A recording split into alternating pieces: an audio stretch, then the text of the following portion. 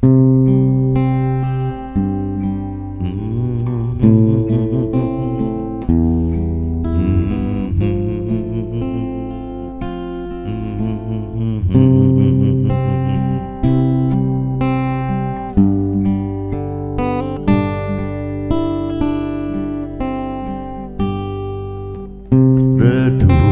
terasa gelap hidupku di masa lalu yang penuh dosa.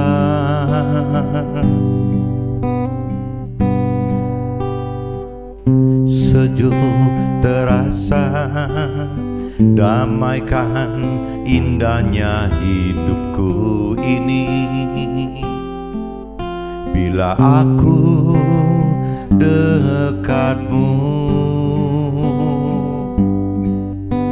Selamat tinggal masa lalu,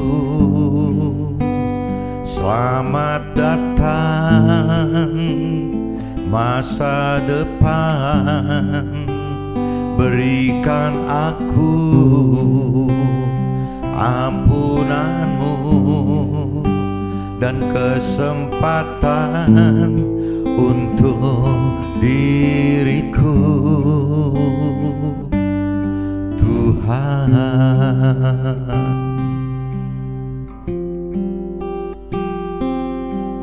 Redup terasa gelap hidupku di masa lalu yang penuh dosa. Sejuk terasa damaikan indahnya hidupku ini bila aku dekatmu.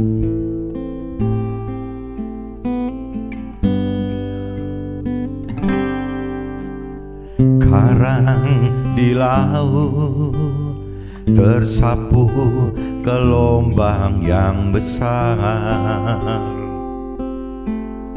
Badai kan berlalu, semua kan berubah bila niatlah di dasar hatimu. Sembahlah Tuhanmu.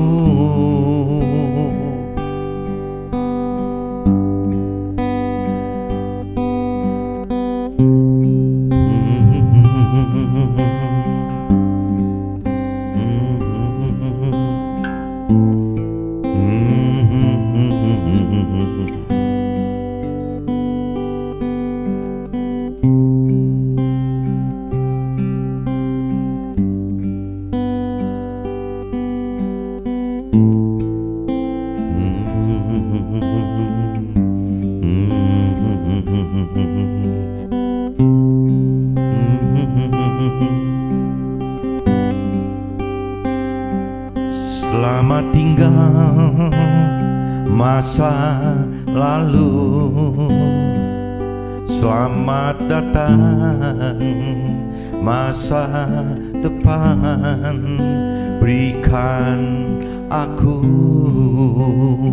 ampunanmu dan kesempatan untuk diriku,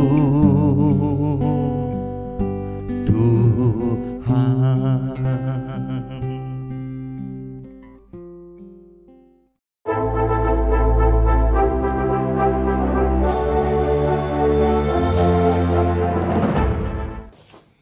Jumpa kembali di MTR Journey Inspiration of Life. Pagi ini saya mau coba sharingkan teman-teman dengan tema Merdeka dari 7 siasat iblis, bangun benteng dan kubu agar diri kita sendiri tidak kenal Tuhan. Ini pas hari ini 17 Agustus tahun 2021 teman-teman, berarti kemerdekaan Indonesia yang 76. Jadi temanya saya sengaja buat ingat-ingat gitu, saya tulis Merdeka dari 7 siasat iblis, bangun benteng dan kubu agar diri kita sendiri tidak kenal Tuhan.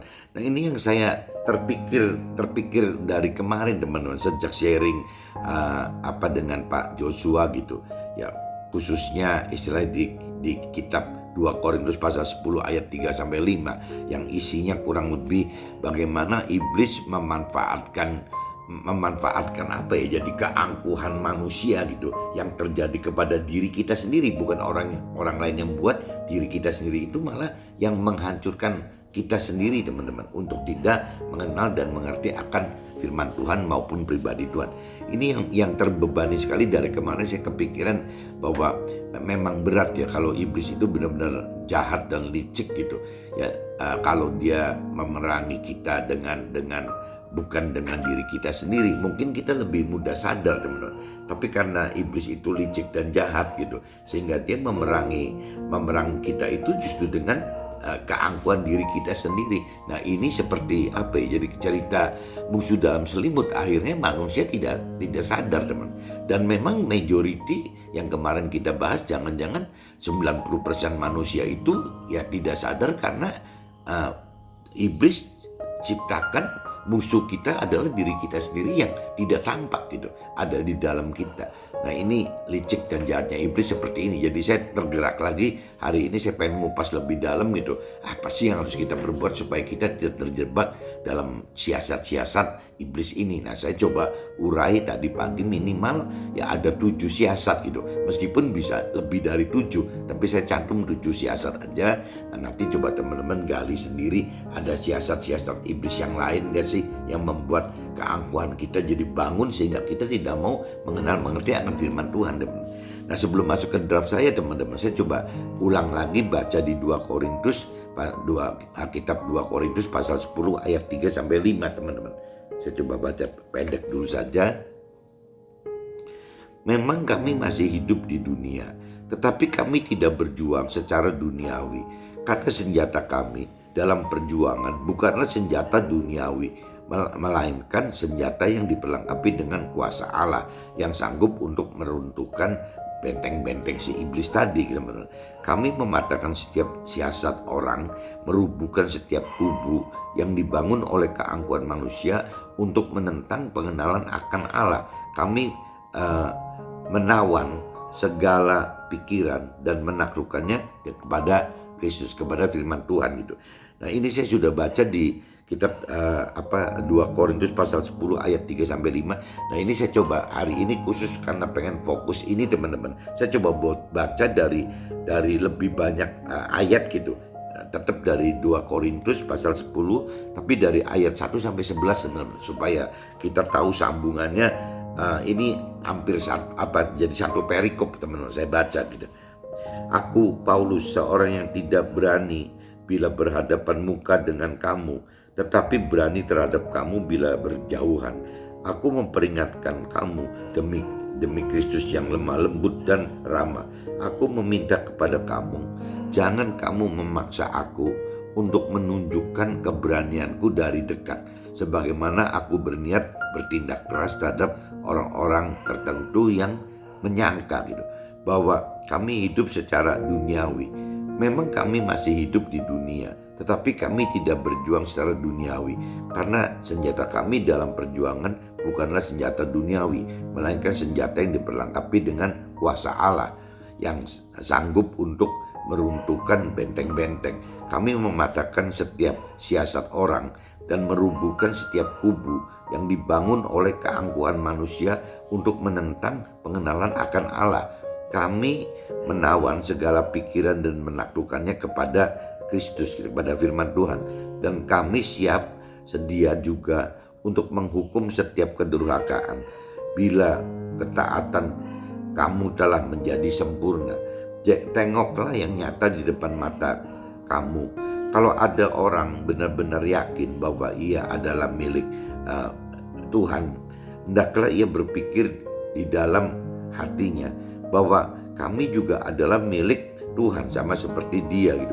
Bahkan jikalau aku agak berlebihan bermegah atas kuasa yang dikaruniakan Tuhan kepada kami untuk membangun dan bukan untuk meruntuhkan kamu, maka dalam hal itu aku tidak akan mendapat malu.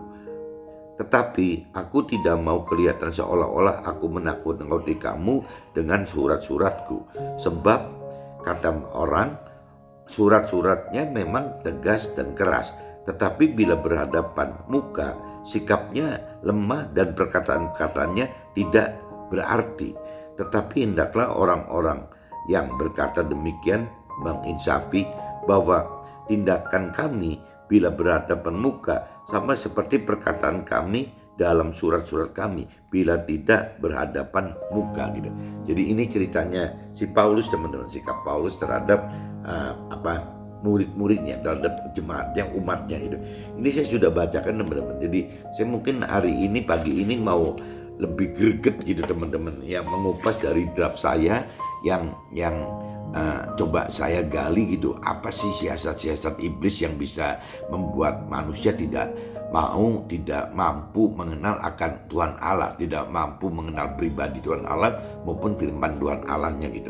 Ini memang saya baru sadar bahwa iblis ini memang licik dan jahat sekali, teman-teman. Ya, dia itu benar-benar hebat gitu dalam hal yang negatif, sehingga dia bagaimana dia tidak dia dengan strategi, dengan siasat seolah-olah bagaimana manusia tidak mau mengenal Tuhan Allah itu tuh bukan karena orang lain yang menghalangi gitu, tapi iblis coba membuat siasat bagaimana diri kita sendiri sebagai manusia itu menghalangi diri kita sendiri gitu untuk mengenal, mengerti akan pribadi Tuhan Allah dan firman Allah gitu, Tuhan Allah gitu. Nah ini rasanya kalau teman-teman nggak sadar gitu, rasanya jadi berat, teman-teman. Bagaimana melawan iblisnya nggak kuat gitu. Dan kalaupun kita sudah tahu ini, rasanya yang seperti Paulus tadi katakan, kita mesti melawan bukan dengan cara-cara duniawi, tapi kita harus dengan kekuatan Tuhan Allah lagi. Bagaimana kita minta, berdoa agar Tuhan Allah bisa menguatkan kita melawan ini, teman-teman. Nah, ini saya coba bacakan dulu, teman-teman, untuk draftnya.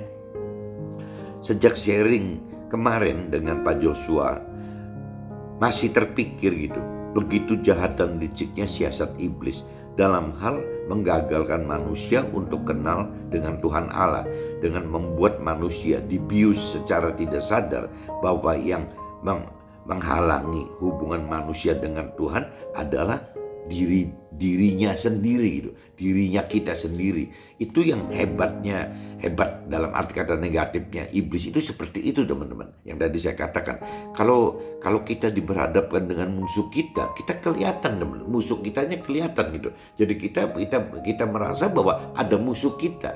Tapi kalau iblis dengan liciknya gitu, jahatnya itu, ya dia justru bagaimana menjadikan diri kita sendiri itu adalah sebagai musuh kita gitu. Tapi kitanya nggak sadar, teman-teman. Seperti musuh dalam selimut kan, memang jadi nggak terlihat gitu. Nah ini liciknya iblis ini seperti ini, teman. Dan buat saya ini benar-benar terperangah gitu. Memang iblis itu tidak kira-kira gitu ya, udah berpikir sampai sejauh ini dan sehebat ini negatifnya gitu.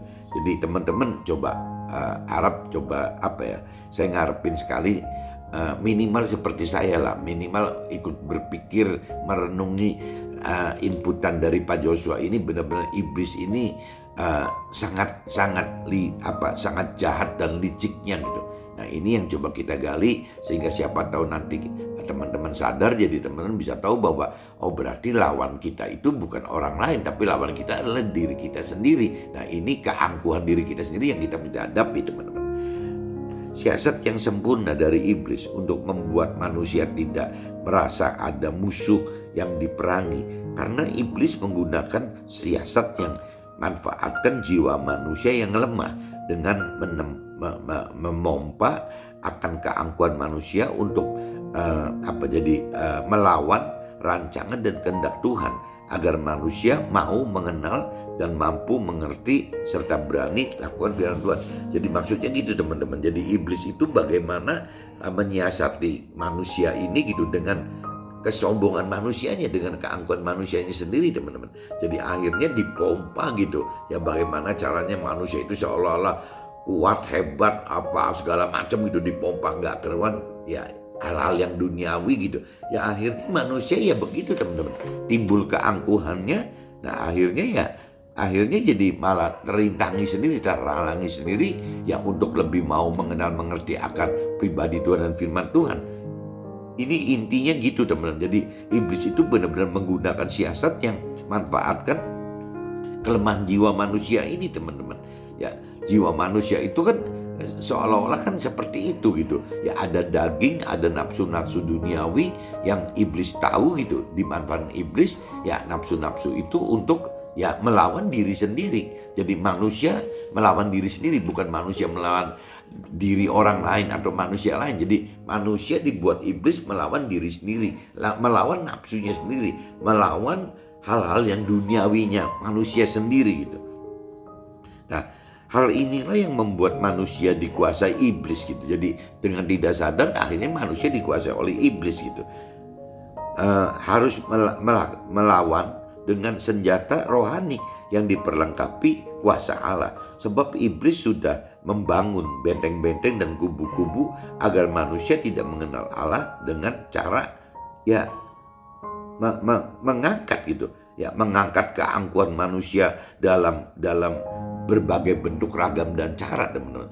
Jadi iblis sudah tahu itu, ya akhirnya iblis membangun gitu benteng-benteng dan kubu-kubu ya supaya manusia itu bertahan dengan kuat gitu untuk tidak dapat menerima untuk dapat menerima input-input kepentingan untuk mengenal dan mengerti akan firman Tuhan dan akan pribadi Tuhan Allah itu gitu. Jadi ditutup semua sama iblis, seolah-olah manusia itu cukup gitu dengan mengandalkan diri sendiri.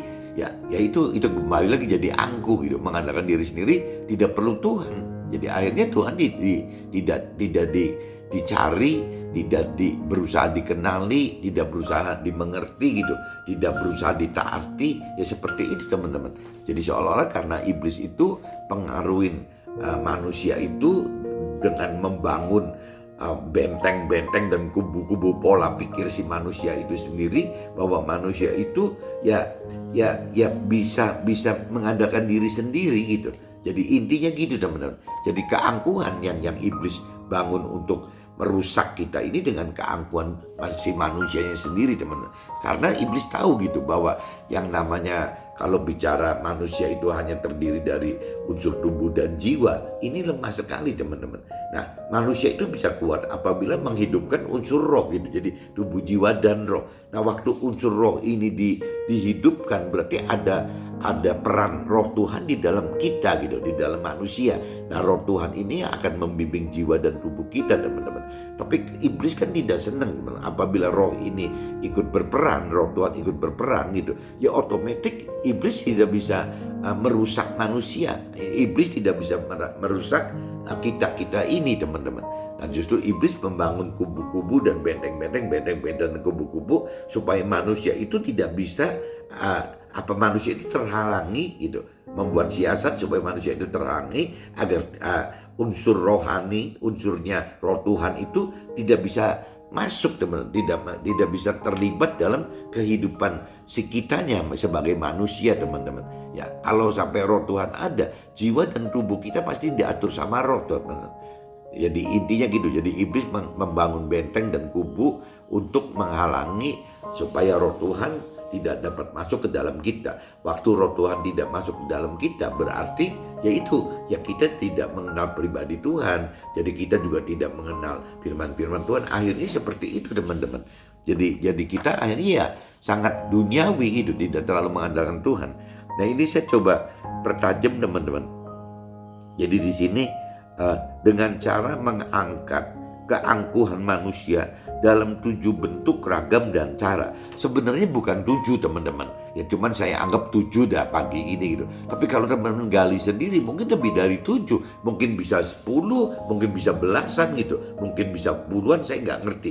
Tapi saya pagi ini coba mengawali dengan 7 dulu gitu. Supaya teman-teman sadar bahwa 7 ini loh yang membuat kita jadi tidak mendekati Tuhan secara maksimal itu.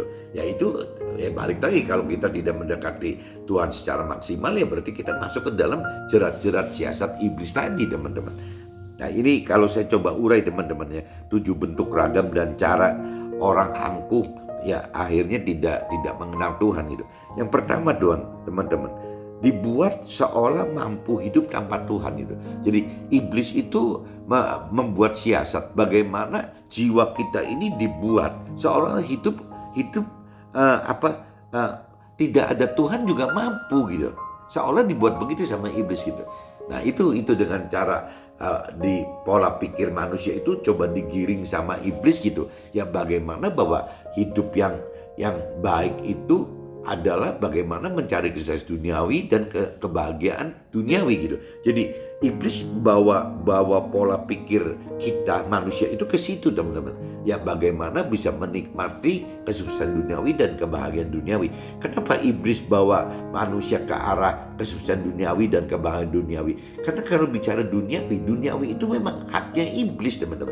Ya iblis itu memang ada satu komitmen dengan Tuhan gitu, bahwa dunia itu memang punya iblis teman-teman. Jadi seperti waktu Nabi Isa dicobain waktu puasa 40 hari di padang gurun, ya memang dicobanya seperti itu gitu. Hal-hal yang duniawi yang tidak jauh-jauh bicaranya soal harta, soal tahta, soal pemenuhan nafsu-nafsu duniawi gitu. Ya begitu gitu. Dan memang itu dinyatakan memang itu haknya iblis gitu, miliknya iblis. Jadi kalau sampai manusia minta hal-hal yang terkait dengan harta tahta dan pemenuhan hal duniawi, iblis mampu teman-teman.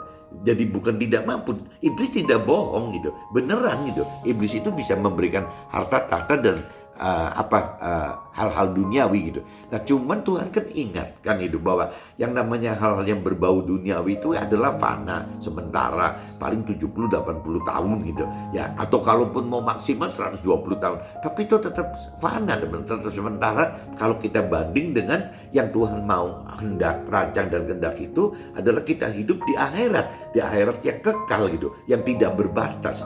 Jadi kalau udah masuk ke alam pola pikir itu, betapa singkatnya hidup di dunia ini yang cuma 70, 80, atau 120 tahun. Nah, iblis janjikan itu teman-teman. Bagaimana supaya kita mau itu sehingga akhirnya kita masuk dalam siasat iblis ya, untuk tidak mengenal lebih dalam akan firman Tuhan dan tidak tahu dalam akan pribadi Tuhan. Ya akhirnya kita terjebak masuk ke dalam siasatnya iblis tadi teman-teman. Jadi maksudnya gitu, yang pertama itu dibuat seolah kita hidup mampu tanpa ada Tuhan gitu. Nah maksudnya ya dengan cara begitu. Jadi iblis tidak bohong, iblis menawarkan manusia itu bagaimana untuk mendapatkan ya tadi harta tahta dan pemenuhan hal-hal duniawi tadi gitu. Ya karena memang itu haknya iblis gitu teman-teman. Nah ini manusia kalau sudah terjebak ke situ teman-teman, manusia sudah tidak terlalu perlu Tuhan lagi, karena parameternya adalah sukses duniawi, harta gitu, tahta gitu kan, harta duniawi, tahta yang di duniawi, dan barang-barang yang ada di dunia gitu.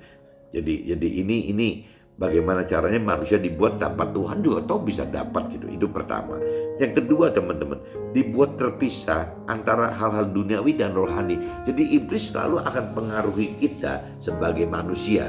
Iblis akan angkat-angkat ke keangkuhan manusia itu dengan cara bahwa ya jangan campurin dong urusan kehidupan manusia dengan Tuhan gitu ya. Ya kalau bicara hidup ya hidup manusia duniawi ya kita ya hal-hal duniawi saja gitu. Ya kenapa kita mesti bawa-bawa hal-hal rohani?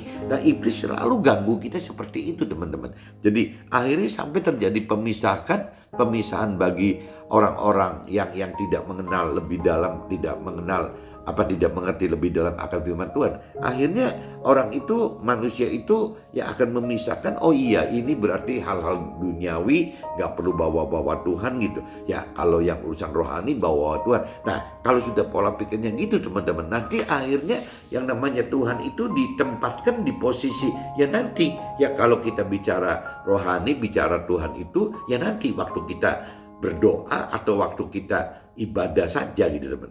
Kesannya seperti itu teman-teman. Padahal kalau bicara Tuhan itu kan bukan dalam posisi waktu kita berdoa atau waktu ibadah saja misalnya. Ya sepanjang saat, setiap saat Tuhan itu kan harus dihidupkan bareng-bareng dengan kehidupan kita teman-teman. Nah tapi iblis misahkan ini teman-teman. Jadi hal duniawi dengan rohani itu dipisahkan, ya dalam arti kata kehidupan duniawi kita dengan kehidupan rohani kita itu ya jangan dicampurkan. Yaitu tadi dibedakan antara kapan kita berdoa ya berdoa saja, ya kapan kita beribadah di tempat ibadah ya beribadah saja gitu. Tapi setelah itu ya itu milik dunia lagi. Itu maksudnya gitu teman-teman. Itu yang kedua teman-teman.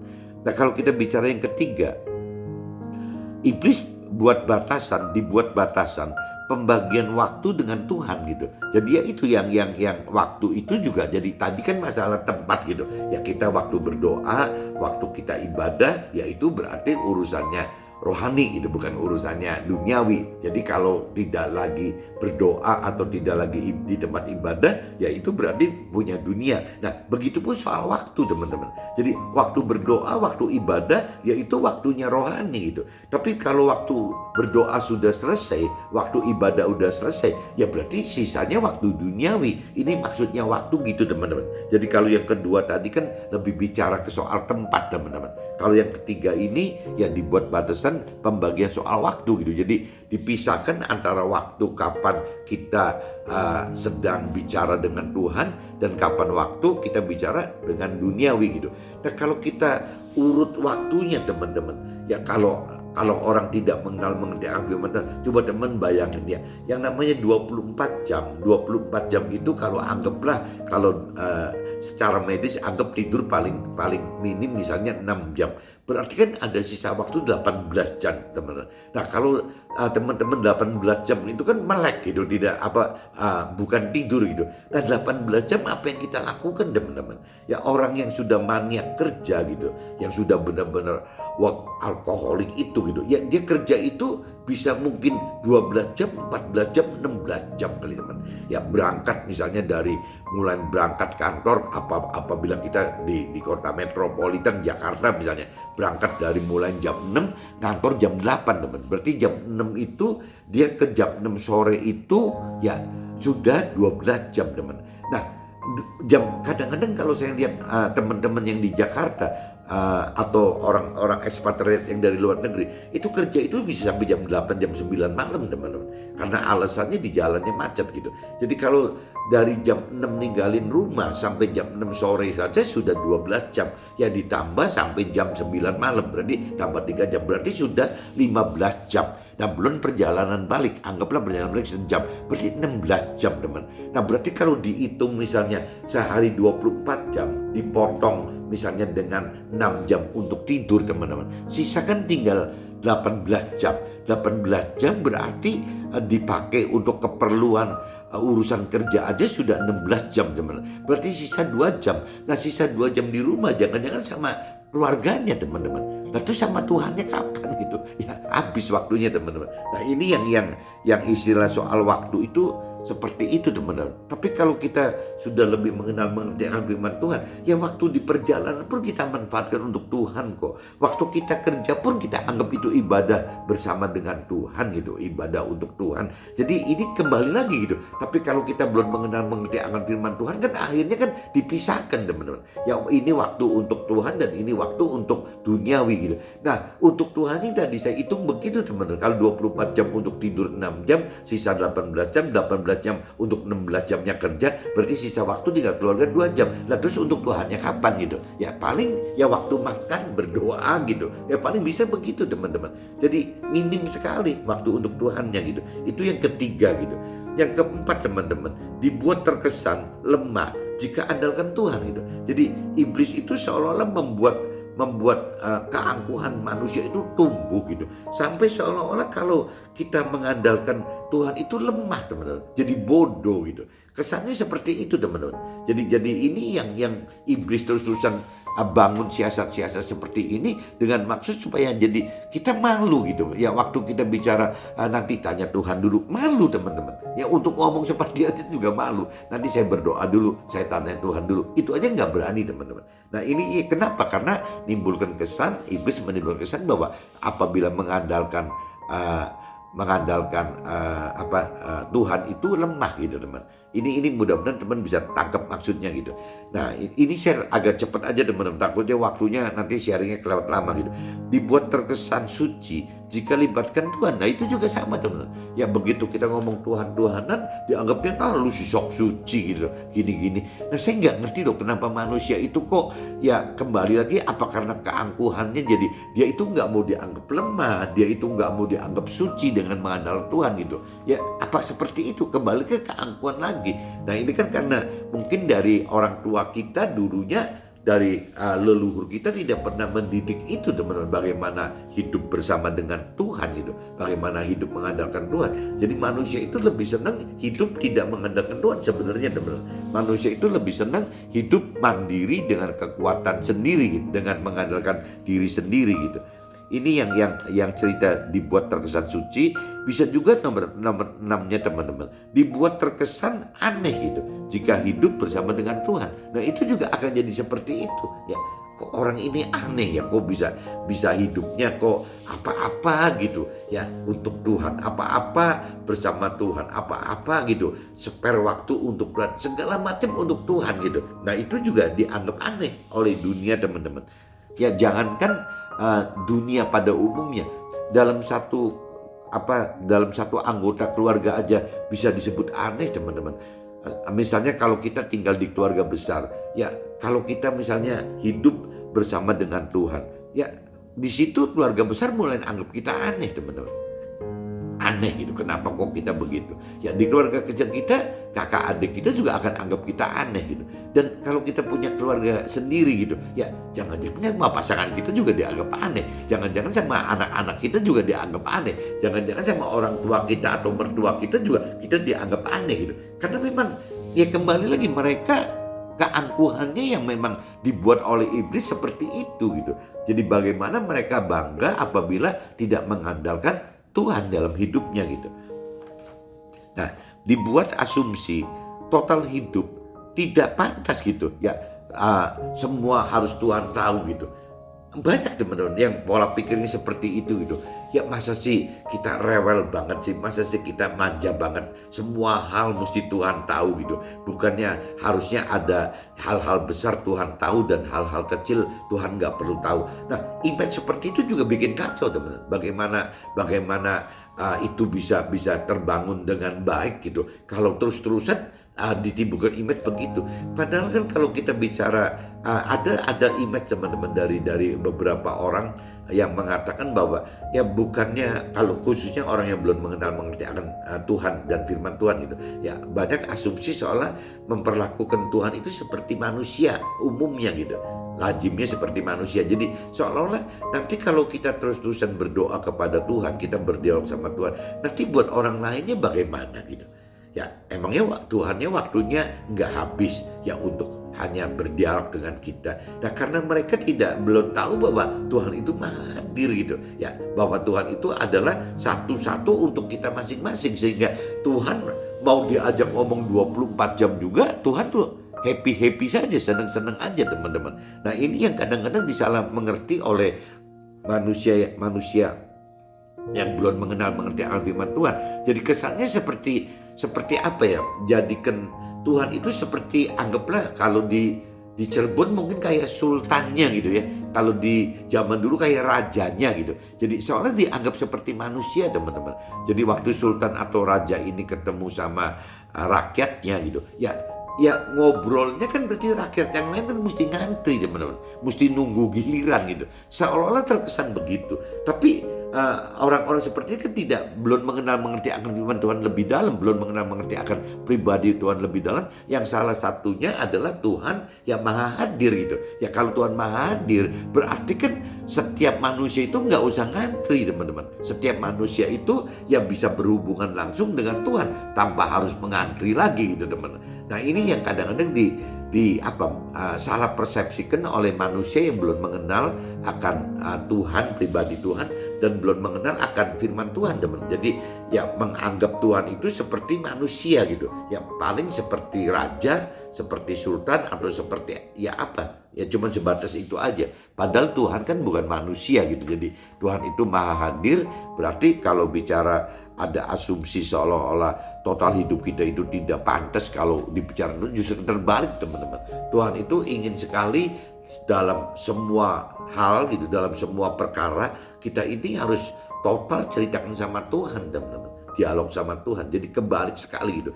Nah itu semua teman-teman, ini kalau saya pikirkan gitu, ini contohnya baru 7 teman-teman. Kalau kita mungkin cari-cari lagi mungkin bisa lebih dari 7 gitu. Nah ini siasat-siasat iblis yang bagaimana dengan membangun dari dasar keangkuhan manusia, keangkuhan kita sendiri, akhirnya membuat benteng-benteng di dalam diri kita, kubu-kubu di dalam kita, untuk tidak mudah untuk mau dan apalagi mampu gitu. Mau aja juga tidak ada, teman. Mau mengenal Tuhan lebih dalam gitu. Mau mengenal pribadi Tuhan lebih dalam. Mau mengenal firman Tuhan lebih dalam. Itu aja udah gak ada, teman-teman. Boro-boro belajar mau mampu mengerti atau mau mampu melakukan firman Tuhan. Nah ini yang saya anggap iblis ini licik dan jahat sekali, teman-teman. Setelah saya sharing dengan Pak Joshua mendapat satu pengertian di kitab 2 Korintus pasal 10 ayat 3 dan 5 ini. Jadi saya terbebani pagi ini, saya mesti cerita ulang, teman-teman. Saya pertegas lagi gitu. Ya awas loh, ini contoh 7 siasat iblis aja udah bisa membuat kubu-kubu dan benteng di dalam kita untuk tidak mau melangkah lebih mengenal Tuhan gitu. Seolah-olah begitu. Apalagi kalau teman-teman nanti mencari sendiri lagi di luar 7 itu, jangan-jangan ada banyak teman-teman yang iblis pakai sebagai siasat untuk bisa membuat benteng-benteng, kubu-kubu di dalam diri manusia untuk tidak perlu mengenal Tuhan gitu. Nah ini yang mesti teman-teman harus sadari teman-teman. Jangan sampai kita terjebak dalam posisi seperti ini, teman-teman. Nah ini kalau ini kan baru cerita 7 ya, teman-teman. Jadi saya pikir inilah 7 bentuk ragam dan cara siasat iblis untuk perdaya jiwa manusia. Dan bisa saja iblis akan terus berusaha untuk membuat ragam dan cara siasat dengan dasar yang memanfaatkan keangkuhan kita. Jadi bisa aja teman-teman bukan 7, iblis akan membuat terus gitu, lebih dari 7 gitu. Tapi semua dasarnya itu kembali lagi karena keangkuhan kita, teman-teman. Dasarnya iblis cuman promo, selain keangkuhan kita, iblis juga promo akan kehebatannya iblis gitu. Nah kalau kehebatan iblis tadi, teman-teman, bahwa iblis itu tidak berbohong apabila iblis itu memang hebat dalam hal-hal duniawi, teman-teman. Itu memang ada komitmen dengan Tuhannya seperti itu gitu, bahwa dunia ini adalah miliknya iblis. Jadi kalau iblis cerita janjiin hal-hal duniawi itu bukan bohong, teman-teman, bisa terjadi gitu, teman. Cuman Tuhan ingetin hal-hal duniawi itu kan fana gitu, sementara, hanya sekejapan mata apabila dihitung dari ukuran waktu kekekalan gitu. Nah ini yang Tuhan mau kan, kita masuk ke dalam rancangan kehendak Tuhan itu masuk ke dalam kekekalan ini, teman-teman, di akhirat itu. Jangan sampai nanti setelah kita waktunya habis gitu, kita meninggal dunia pada umur 70, 80 atau 120 tahun. Nah ujung-ujungnya kita tidak melakukan firman Tuhan gitu, karena kita terlalu fokus dengan siasat, terjebak dalam siasat-siasat si iblis tadi. Akhirnya kita cuma melakukan hal-hal yang duniawi saja, teman-teman. Bagaimana mencari harta duniawi maksimal, bagaimana mencari tahta duniawi maksimal gitu, bagaimana mencari hal-hal duniawi maksimal. Nah akhirnya kita tidak mencari hal rohani. Nah waktu cerita meninggal dunia, yang hal duniawi didapat itu tidak ada yang terbawa, teman-teman. Akhirnya waktu masuk ke dalam alam akhirat menghadapi penghakiman, tidak ada apa-apa yang bisa dari catatan kehidupan kita itu tidak ada hal yang pantas membuat kita masuk ke dalam sorga, teman-teman, karena tidak melakukan apa-apa gitu. Nah akhirnya kita bisa masuk ke dalam neraka, teman-teman. Itu yang iblis harapkan, seperti itu, berkumpul bareng iblis di neraka gitu.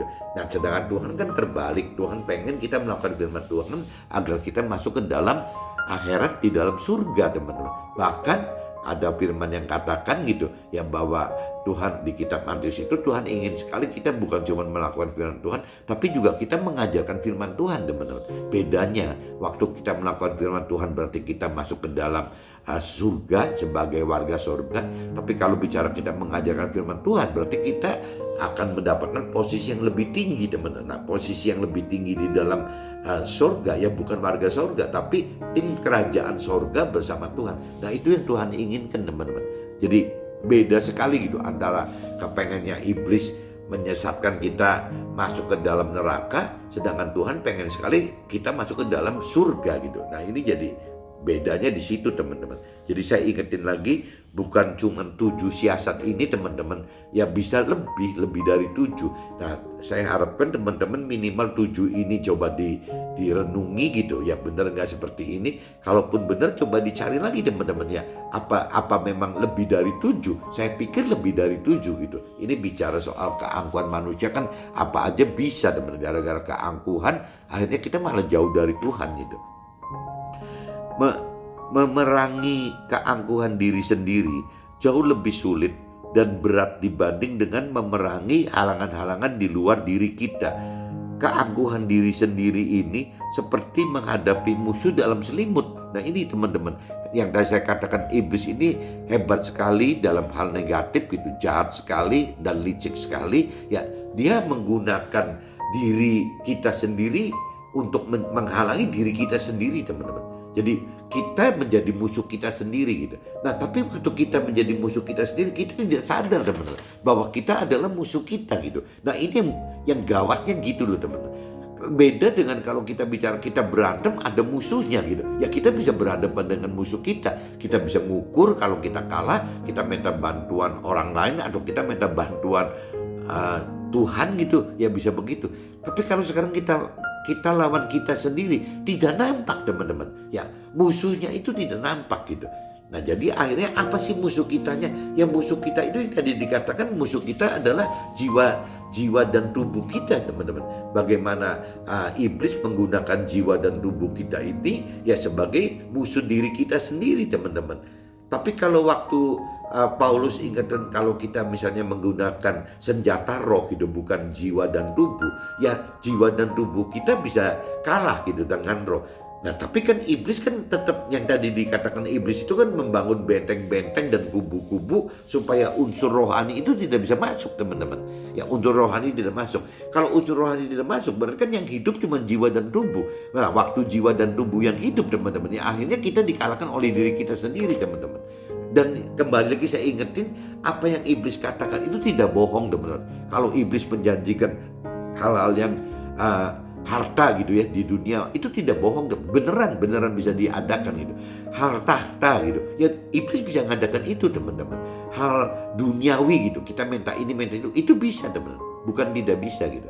Nah cuman yang iblis tidak bisa itu yang memberi keselamatan di akhirat, itu yang iblis nggak bisa gitu. Jadi iblis itu cuma bisa ujung-ujungnya memberikan duniawi, itu ujungnya ya masuk ke dalam neraka gitu teman-teman. Jadi bedanya di situ teman-teman. Jadi saya ingatkan sekali lagi bahwa hati-hati teman-teman, iblis itu jahat sekali, iblis itu licik sekali, iblis itu negatif sekali, pinter dalam arti kata negatif sekali ya, karena menjadikan kita itu musuhnya adalah kita sendiri gitu, keangkuhan kita sendiri. Nah tadi saya udah urai 7, tapi kalau bisa teman-teman urai lagi, mungkin ketemu lebih dari 7 teman-teman. Ini jadi maksudnya gitu. Dan kalau kita musuhnya kita sendiri, jadi yang tadi dikatakan seperti kita berhadapan dengan musuh dalam selimut teman-teman. Kita nggak sadar bahwa kita ini musuhnya kita sendiri gitu. Kalau musuhnya orang lain gampang, tapi kalau musuh sendiri kan nggak nampak gitu. Ini yang teman-teman harus hati-hati teman-teman. Nah, yang sangat menyedihkan jika orang tua yang seharusnya bertanggung jawab menuntun keturunannya dalam perihal mengenalkan pribadi Tuhan dan firman Tuhan kepada keturunannya, hal ini tidak terjadi oleh karena ulah orang tua yang masuk dalam siasat iblis tadi gitu ya, jadi kejebak dalam iblis tadi. Nah ini teman-teman harus tahu teman-teman bahwa kalau secara rohani, secara firman Tuhan, kita ini punya pertanggungan jawab masing-masing gitu. Contoh teman-teman, kita sebagai anak gitu ya, kita sebagai anak dari orang tua kita, ya tugasnya apa ya, tugas jawab kita ya harus menghormati orang tua kita. Itu firman yang katakan seperti itu teman-teman. Kita sebagai suami terhadap istri gitu, ya kita harus mengasihi istri. Sebaliknya juga istri kepada suami, ya berarti harus tunduk kepada suami. Orang anak-anak terhadap orang tua ya harus hormat gitu, harus memberi hormat kepada kita. Nah yang salah satu tugas orang tua kepada anak-anak adalah yaitu menuntun gitu, menuntun anak-anak untuk bisa lebih mengenal mengerti akan pribadi Tuhan dan firman Tuhan. Nah ini teman-teman sebagai orang tua sudah lakukan ini belum gitu teman-teman? Ya masalah anak-anak itu nurut atau dinurut itu lain cerita gitu. Yang jelas kita sebagai orang tua sudah sering ngomongin menasihati anak-anak seperti itu enggak, dan hidup kita sudah dijadikan contoh enggak buat keturunan kita gitu. Intinya itu teman. Kalau masalah urusan bagaimana manusia bisa mentaati firman Tuhan, melakukan firman Tuhan, itu Tuhan katakan itu urusannya Tuhan, bukan urusannya kita gitu. Sama halnya juga kita dengan mengajarkan firman atau memberitakan firman Tuhan. Contoh seperti hari ini saya men-sharingkan firman Tuhan gitu. Yaitu ya tugas saya gitu, tanggung jawab saya untuk memberitakan firman Tuhan seperti perintah dan peraturan firman Tuhan gitu. Jadi saya memberitakan firman. Nah, adapun orang yang mendengar berita dari saya, kesaksian saya itu mau taat atau tidak, saya sudah tidak terbebani itu teman-teman. Karena itu urusannya Tuhan gitu. Jadi tugas saya hanya bagaimana memberitakan kebenaran firman Tuhan, itu tugas saya gitu. Begitupun ke anak-anak saya, ke keluarga saya, ya saya seperti itu teman-teman. Jadi saya ke anak saya ke keluarga saya terhadap teman-teman saya dan sesama saya, ya saya akan bicara seperti ini, cukup teman-teman. Gitu ya. Adapun nanti yang membuat mereka mau nerima atau nggak nerima firman Tuhan atau pribadi Tuhan, ya itu urusannya Tuhan gitu. Jadi kita cuma menambur saja gitu. Nah itu salah satu tugas orang tua kepada anak-anak itu harus menuntun teman-teman. Ini orang tua harus sadar, kenapa kok bisa si iblis kok dengan mudahnya gitu membuat 90% orang ya tidak mengandalkan Tuhan gitu. Ya karena kembali lagi salah satunya kesalahan orang tua teman. Orang tua yang tidak buru-buru sadar akan kesalahan orang tua, sehingga orang tua tidak bisa mendidik gitu, tidak bisa menuntun anak-anaknya untuk bisa menjadi mau lebih mengenal pribadi Tuhan, lebih mau mengenal firman Tuhan, lebih mau melakukan firman Tuhan. Nah ininya nggak terjadi teman-teman, karena tidak ada tuntunan dari orang tua. Nah akhirnya dari kakeknya tidak menuntun generasi ayahnya, orang tuanya tidak menuntun anak-anaknya, ya nanti anak-anaknya tidak menuntun generasi cucu-cucunya, cicit-cicitnya. Jadi akhirnya hancur semua teman-teman. Nah ini semua kalau dikumpulkan balik lagi ya karena 7 tadi teman-teman, 7 siasat iblis itu yang membuat benteng-benteng dan kubu-kubu pertahanan di dalam diri kita untuk menolak. Mungkin menolak tidak menolak Tuhan, tapi tidak merasa butuh gitu. Tidak perlu harus seperti itu gitu. Ada kesan seperti itu teman. Ya akhirnya kita jauh dari Tuhan. Jadi pagi ini teman-teman dengan Hari Kemerdekaan Indonesia yang ke-76, saya juga membuat vlog dengan tema, judulnya juga saya catatan merdeka gitu. Cuman merdeka dari 7 siasat iblis ya.